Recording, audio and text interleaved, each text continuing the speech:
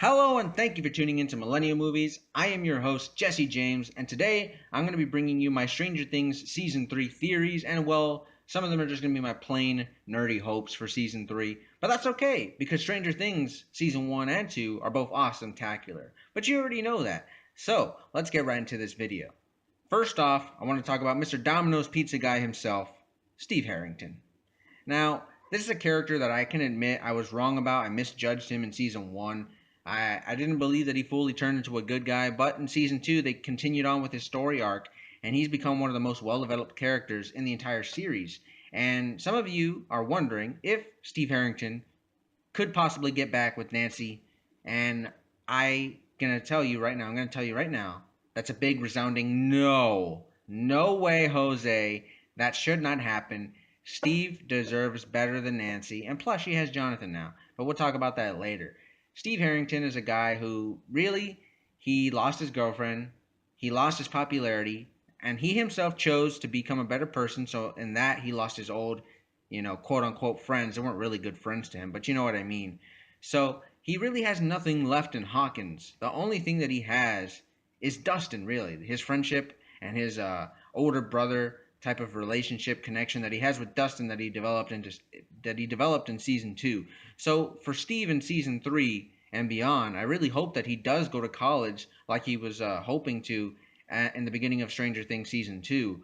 We know that he has a difficulty with like I think it was like an essay or something, but I really hope that he gets to go to college and he can always come back. And when he comes back to Hawkins, chill out with Dustin, give Dustin some more tips on the ladies and stuff like that. Because I really enjoyed their relationship in season two. They're both very funny characters, but they also have a very good dynamic with each other. So speaking of Dustin, though, moving on to him and that relationship that he has with Steve Harrington, we see throughout multiple moments in season two that Dustin really is almost like he's trying to become Steve Harrington. And at a point later in season two, when he gets rejected by a couple of girls, more than a couple of girls, really, he really realizes that he's not Steve Harrington. He's not that guy, at least yet. But in my Stranger Things spoiler review for season two on my channel, which you want to check out if you haven't seen it yet, I went into great detail explaining why I believe that Dustin just might become popular in high school because again this season 3 might possibly is going to pick up a year after where we left off in season 2, which means the kids will probably be starting high school already. So I would imagine there was a line that Nancy told him. She said that girls his age right now are dumb, but let them wise up, and Dustin's going to drive him crazy. I don't think that's no accident. That dialogue, it all means something. So I have a strong belief that Dustin's gonna stray away from the group a little bit. He's not gonna like completely stop being friends with them or leave the show or be written off or anything. No, I think he's gonna be a very main important character, but I just don't think that he's gonna be hanging out with the group as much. And I think that he's gonna be hanging out more with Steve, and maybe he'll get some new friends in his popularity in high school. So we'll have to see if that happens to the character. Now Dustin's a very funny, cool, just a very nice, sweet character. So we'll have to see what happens with him going forward. But I think that he will become a very popular kid in high school. Moving on from that, I want to talk some relationships. As you can see here, we have Hopper and Joyce, aka Jopper, whatever you want to ship them as. I don't know, whatever you want. But also on the bottom, we have Jonathan and Nancy. And Jonathan and Nancy finally got together, but now that they have gotten together, I wonder in season 3 how is their relationship going to change now that they finally accepted that they're attracted to one another and that they love each other and that they care for each other. So I hope that they don't become boring characters because I like Jonathan and I like Nancy, but now that they're finally together, I'm interested to see how they play off of each other in future scenes. And that's something that I really want to hold off. That idea makes me want to hold off on Joyce and Hopper. We certainly know that there's some feelings there. Obviously, they knew each other in high school, and Hopper's got feelings towards Joyce. You can see. I mean, there's even at one point where he's I believe it's early in season 2 when they're leaving the Hawkins lab. Hopper's kind of like teasing Joyce about her dating Bob the Brain, Bob Newby. So, they have that playful back and forth with each other sometimes when everything's not going to complete hell. So yeah, they're two characters who just fit each other so well, and it just makes so much sense. And I want it bad, but I don't want it too soon because again, I'm afraid like with Jonathan and Nancy that they might become it might become boring once they finally get together. It's kind of like that show Friends or stuff like that. So we don't want to rush into it, but they're definitely made for one another. Okay, but going on from there, another thing, speaking of relationships, is Lucas and Mad Max herself. An awesome character who we got in season two. I actually wasn't expecting much from her character, but she was actually very, very, very interesting. And she was a very strong female character. And it's very nice to see that right now in this day and age, of course, with the actual Mad Max movie. Furiosa is a very strong character. So I like that correlation between that and that little like reference. But yeah, their relationship was very cute. I think it did make more sense that she would be with Lucas, not Dustin, just because Lucas was more open to having her become a part of the group, and he's really the one that she interacted with the most out of our main crew. So I like that relationship. I think that they're probably going to stay very close friends with everybody else in the group. They're not going to be like going off on their own. I don't think. Obviously, we're probably going to get some scenes some more intimate character scenes between them where it's just them two, but I don't think that they're going to be leaving from the group or anything. I think they're going to stay strong members of the group because they are both very strong friends towards the others. So I don't think that that's changing anytime soon. It's just going to be interesting now that Mad Max is a part of the group fully now. That dynamic's going to change a little bit, and I'm interested to see how that plays out. But speaking of Mad Max joining the group, someone who wasn't the biggest fan of Mad Max was 11 Mrs. Egos, Lego My Egos herself, Jane. She didn't shake Mad Max's hand. I believe it was episode 8 or 9.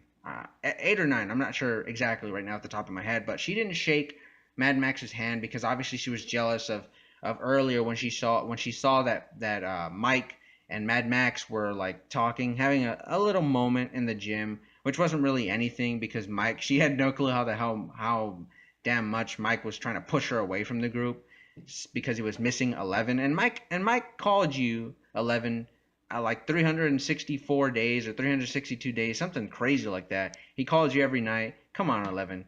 Mike loves you, not Mad Max. So this again shows us that she's still very much a child. She's still very much a little girl. So she hasn't matured fully yet. And I think that was a mistake on her part, not shaking Mad Max's hand. I think you just got to be a better person. And 11 has got some growing up to do. And I think that we'll probably see that going into season 3 as she becomes a high schooler and gets integrated with other high schoolers, and she would definitely have the main 4 kids in Mad Max being able to comfort her and make her feel a little more normal than, let's say, other people would, or people like how they treated her. But yeah, so I hope that they can become friends because that'd be pretty cool to see. They're both very cool characters. So hopefully 11 can squash that beef that's not really there. But speaking of 11 though, one interesting thing that I was thinking about recently was look at this picture real quick. 11 and Will almost make me think of Kylo Ren and Rey from Star Wars The Force Awakens. Now, if some of you are triggered right now, or some of you are wondering what the hell I mean by this, hear me out. So, Rey is obviously 11. Kylo is obviously Will in this analogy of mine. And that Will, he starts off as a good kid, right? But then he gets captured by the Demogorgon. And then the Mind Flayer shows up in season 2 and has some sort of connection with him and manipulates him and takes control over him and actually convinces him at one point to turn on his friends. I mean, Will does he does turn and give up his friends and family and those soldiers almost like nothing. Like that happened way too fast for me. So is that a possibility? Like, is the Mind Flayer totally gone from Will now? I don't know that. We don't know that for sure. They could still have some type of connection with each other, and it could be using Will as this sort of like vessel to try and get through try and get through everyone else and try and get into our world and take it over. And Will might actually help him do that. He could still possibly do that. And of course, 11 is our hero. She's the one who's, I think the story's going to end with 11 saving the day. I really do. And she's obviously very, very powerful, just like Rey is in Star Wars The Force Awakens. So she's our hero, and I think that there is a possibility. I don't know if it's going to happen for sure, but there is a possibility that Will could sort of, in a way, like kind of turn to the dark side. Because I don't know if Will's going to make it out of Stranger Things, the series, alive. I really don't know that for sure. But I just think that this is kind of a bit of a cool analogy. Maybe Will get some type of powers, through the Mind Flare or something like that. I mean, that'd be pretty cool to see if they if Will and 11 had to go at it at the end of the series or something like that. That'd be so emotional, and it would just get to you because Will, we knew, was such a good kid, and he has such a strong friendship with like Mike and his mother and his brother and all the kids really. So that would just be like, oh man, that would really rip apart your heart, just seeing them have to go at it and knowing that only one of them can win. I don't know, maybe that's probably not going to happen, but it's definitely something that I thought about that I think would be, I don't know, maybe kind of cool for the story. But moving on from there, I do want to talk about some of the villains and that what's going to be happening with our villains. As you can see here, Matthew Modine's character, Eleven's Papa, as she calls him, is still alive, and that, at least that's what number 8 says. So if we are to believe number 8, then his character is still alive, and obviously 11 is 11, 8 is 8. So that means there's others. There's 1 through 7. There's 9 through 10. So there has to be others that survived. It can't just be 11 and 8. At least I don't think. So if Matthew Modine's character of Papa survived, I wonder if he's hiding out there somewhere, planning something with like a stockpile or like a hidden away other number, like I don't know, like a number 3 or something, and they have some type of crazy power. Maybe he's like totally manipulated them and turned them evil, almost like he tried to do with 11. And maybe that would have to force like 11 and 8 to team up, or I don't know, something of the sort. Who knows what his character really has in mind? But also, speaking of villains and bringing people together, in Dungeons and Dragons, I was kind of researching it.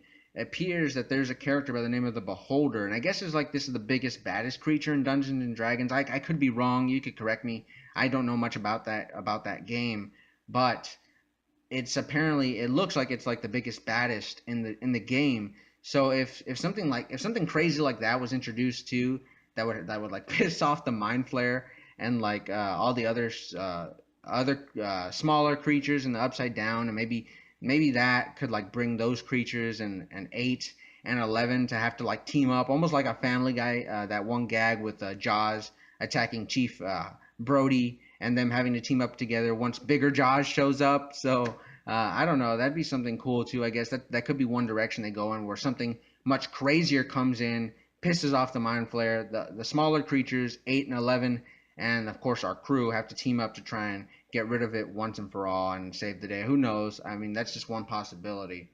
But this is a bit more of the nerdy part that I want to talk about, that I mentioned in the beginning, and that's okay. We had Sean Astin as our man Bob Newby. Rest in peace, Bob Newby. I want more 80s child stars. At least one more. Like, come on, you already gave us Sean Astin. Please give us one more. I don't care if it's Drew Barrymore, who was obviously in E.T., which is a great film, and the Duffers, I mean, obviously borrowed from E.T. with that scene in the bike in season 1, on the bikes in season 1 when 11's where they're being chased by the cops and then 11 flips the van over. So that's very reminiscent of E.T. Or someone like Will Wheaton, who played Gordy LaChance in Stand By Me, another movie that Stranger Things has taken from a little bit, borrowed from, and changed it up a little bit, paid homage to it.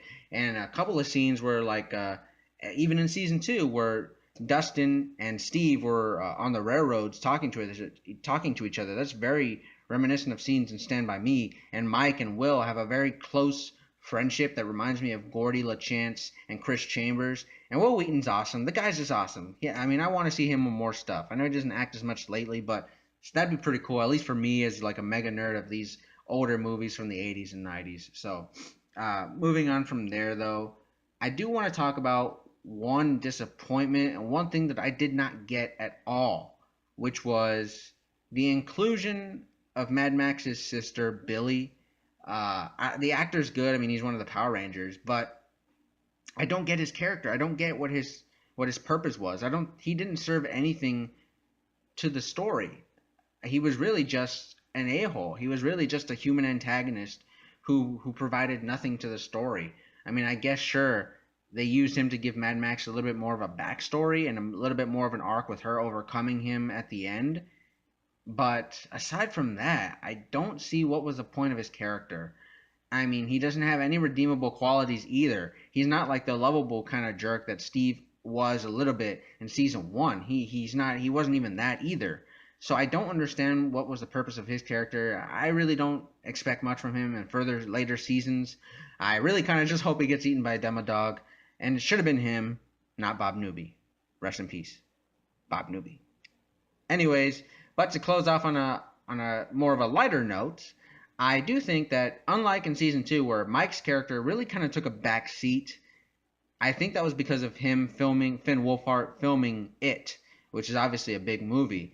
So now, obviously, that he's done with that, I mean, at the most, he'll be coming back for the sequel or second part of It to film flashbacks, but that won't be much. So I expect Mike to have a bigger role in season three, much like he did in season one, where I almost considered him the protagonist of the series.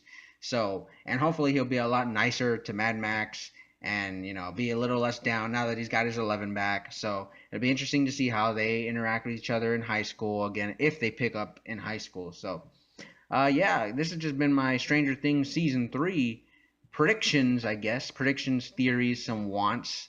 If you guys tend to agree with me on some of these, please let me know. If you think I'm just bat crap crazy, you can also let me know that as well. I love talking about these types of shows. It's very fun to talk about. It's very interesting, such a rich story, and overall, it's just a lot of fun.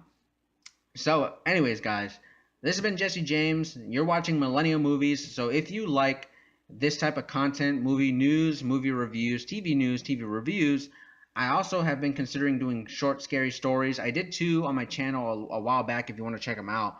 But I've been considering doing more. So if you want to see me go back to putting up some original short, scary stories, please let me know, and I'll definitely get to that. As well as next week, I have my first short film coming out, which is a scary short film. You're not going to want to miss it. So, yeah, guys, if you like Millennial Movies, if you like my content, please, I'm going to leave a link in the description box as well for my Facebook page for Millennial Movies. You can go ahead and like that and share that with your friends, please. And if you like this video and if you agree with me, share this with your friends as well. Maybe they'll go crazy over it. Maybe they'll want to talk to you about it as well. So, yeah, guys, if you want to subscribe, you can do that as well. I will see you guys next time.